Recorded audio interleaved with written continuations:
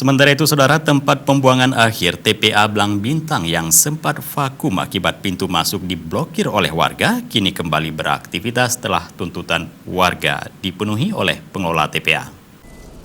Berdasarkan pantauan tim Liputan Aceh TV Selasa siang tadi, pintu masuk TPA Blang Bintang yang sempat ditutup oleh warga setempat kini telah dibuka kembali. Sejumlah truk pengangkut sampah dari Banda Aceh dan Aceh Besar sudah kembali beraktivitas untuk membuang sampah ke TPA milik pemerintah Aceh tersebut. Menurut pekerja TPA Blang Bintang, blokir telah dibuka kembali oleh warga setempat sejak pagi tadi. Pembukaan pintu masuk ke TPA dilakukan setelah adanya kesepakatan antar tokoh masyarakat setempat dengan pengelola TPA.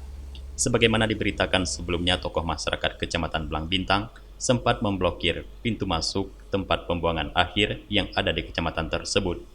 Masyarakat sekitar TPA menuntut agar truk pengangkut sampah agar baknya ditutup karena menimbulkan bau busuk.